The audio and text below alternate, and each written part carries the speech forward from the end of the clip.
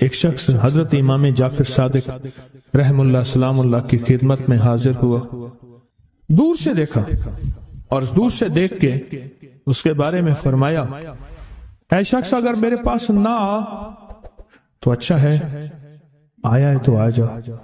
خدام اٹھے اس کو روکنے کے لیے، خدام اسے روکنے کے لیے خدام اٹھے، فرمایا اسے آنے دو۔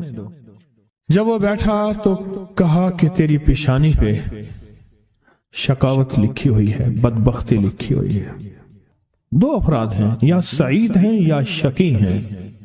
میرے آقا سرور کونین صلی اللہ تعالی علیہ وسلم کی دعائیں ہیں باقاعدہ ایسے لوگوں کے لیے جو اگر شقی ہیں، اللہ ان کو سعید بنا دے، ان کو سعادت مند لوگوں میں شامل کر دے۔ ایسے لوگ جن کے لیے تیری نظر رحمت ہے، تیری خوشخبریاں ہیں، اور جن کے لیے تو نے جنت کو آراستہ کیا ہے۔ فرمایا تو خاموش بیٹھ جا، بیٹھ گیا اور کہنے لگا کہ آپ نے میری پیشانی کو پڑھ لیا، بس میں اسی لیے آیا ہوں، بس میں اسی لیے آیا ہوں اور آ کے آپ کی خدمت میں۔ کیا ایسا ممکن ہے کہ میری یہ شقاوت ختم ہو جائے؟ درک شقاء قرآن میں ہے، حدیث میں ہے، وسوء القضاء وشماتۃ الاعداء جہد البلاء، اللہم انی اعوذ بک من جہد البلاء ودرک الشقاء وسوء القضاء وشماتۃ الاعداء۔ ممکن ہے؟ ہاں ممکن ہے، ممکن ہے۔ تو پوچھا کیسے؟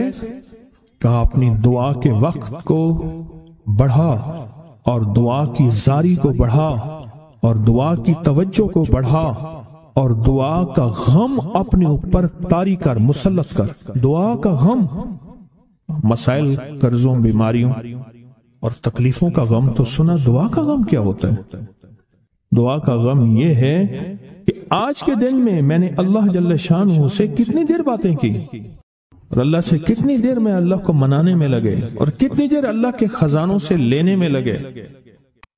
دعا کا غم اپنے اوپر مسلط کر، تیری شقاوت ختم ہو جائے گی۔ شہنشاہ آل بیت ان کا فرمان میں بتا رہا ہوں کہ دعا کا غم اپنے اوپر مسلط کر۔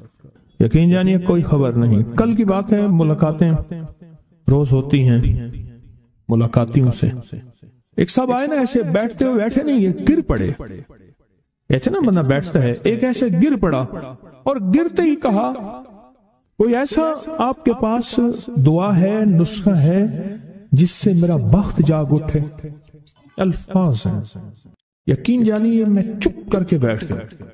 کہنے لگا میرے پاس، پھر اس کے آپ دیدہ ہو گیا، کہا مجھ سے بالکل ناقص، نہ بولنے کا فن، نہ جاننے کا فن، نہ کھانے کا، نہ پینے کا، کوئی سلیقہ نہیں، بے سلیقہ ہیں، ایسے ہاتھ ڈالتے ہیں سونا ہو جاتا ہے۔ اور میرے ساتھ وہ لوگ ہیں کہ مجھے جو آپ سوچ نہیں سکتے کہ میری پہنچ کن لوگوں کے ساتھ ہے، پر آج تک بھی جہاں میں نے ہاتھ ڈالا ہے مٹی ہو گیا۔ چاہتے ہیں آج جادو، بندشیں، حالات، مشکلیں، پریشانیاں، ناکامیاں سورج ڈوبنے سے پہلے حل ہو جائیں۔ تو دنیا میں جس کونے میں بیٹھے ہیں، یا آپ تسبیح خانے میں، مستورات بھی ہیں، مرد بھی ہیں، اگر آپ چاہتے ہیں ماشاءاللہ، ہوائیں ہیں، پنکھے ہیں، ایگزاسٹ ہیں، موسم اپنی سختیاں اور تلخیاں دکھا رہا ہے، یہ قدرت کا نظام چلتا رہے گا، لیکن تسبیح خانے نے آپ کی راحت اور سکون دینے کی کوشش کی ہے، پر کوشش پوری کر نہیں سکے۔ دعویٰ نہیں کہ آپ کو راحت دیں، آپ کا احترام ہو۔ میں خود سارا دن پھرتا رہتا ہوں، مجھے اس بات کا احساس ہے کہ راستے میں چلتے لوگ کہتے ہیں مجھ سے ہمیں ہاتھ ملا، ہم سے گلے مل، ہماری بات سن لے۔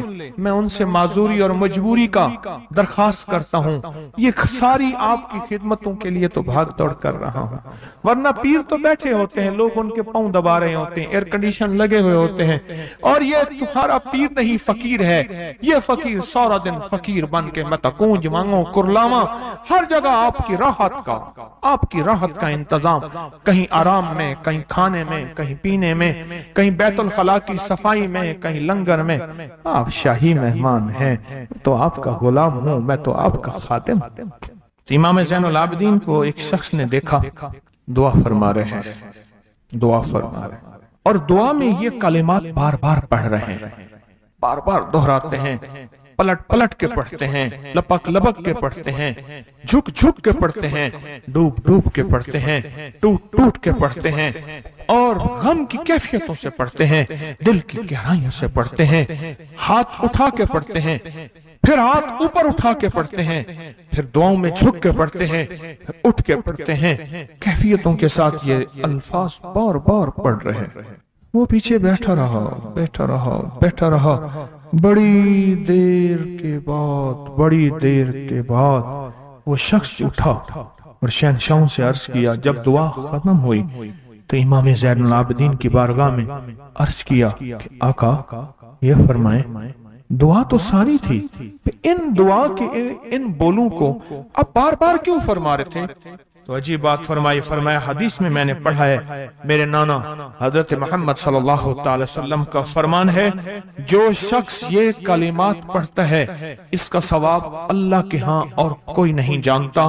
اور ایک روایت میں ہے کہ اس کا ثواب اتنا ہے کہ فرشتے اس کے لکھنے پہ ٹوٹ پڑ، انسانوں اور جنات کی نسلیں ختم ہو جاتی ہیں پر اس کا ثواب ختم نہیں ہوتا۔ فرمایا غور سے سنیے گا، یہ سارا ثواب میں سارا کا سارا اپنے نانا کی بارگاہ میں بھیج رہا ہوں، اپنے ابا کی بارگاہ میں بھیج رہا ہوں، حضرت علی ان کے ابا تھے، ابا کی بارگاہ میں بھیج رہا ہوں، یہ سارا کا سارا فرشتوں کی بارگاہ میں بھیج رہا ہوں، اور ان کی خدمت میں بھیج کے کہتا ہوں کہ میرے لیے دعا فرمائیں۔ اور فرمائے جب بھی مجھے کوئی مشکل ہوتی ہے، کسی کی کوئی مشکل ہوتی ہے، میں یہ پڑھتا ہوں اور پڑھتا ہوں اور پڑھتا ہوں اور پڑھتا ہوں